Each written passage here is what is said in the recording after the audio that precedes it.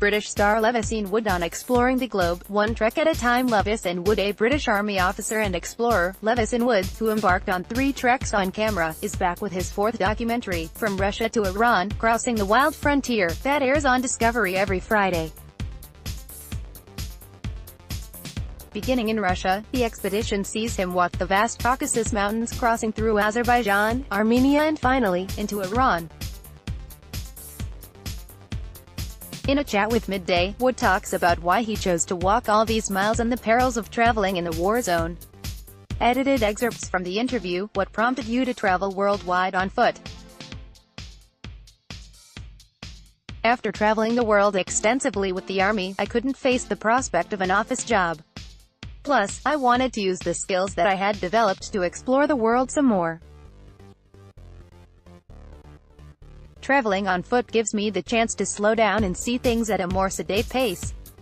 You're whizzing by in a car, you don't have the chance to meet people or see places in the same way. Having traveled to over 80 countries, is there anything that surprises you anymore? I'm still struck by the diversity of cultures, and by the kindness of people who have very little. If anything, I'm surprised there's so much war in the world.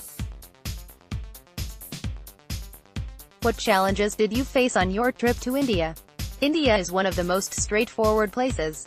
It has an established tourist infrastructure, and because English is spoken widely, it's easy to get around. Everyone was keen to help me on my journey. How would you summarize your Russia to Iran expedition? This part of the world is in a unique location. It's in the cultural transition zone between the East and the West.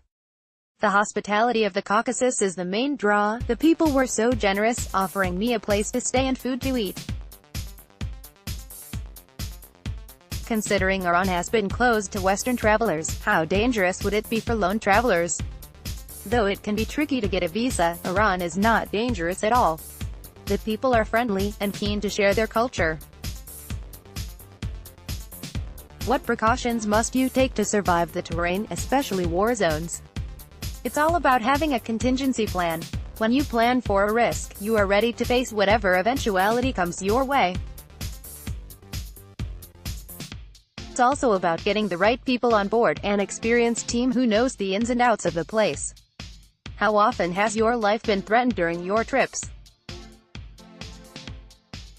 I recently traveled through 13 Middle Eastern countries, including the war zones of Iraq and Yemen, the empty quarter deserts of Saudi Arabia, and the pirate waters off the Somali coast.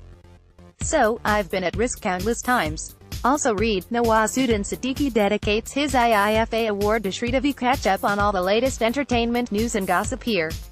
Also download the new Midday Android and iOS apps to get latest updates.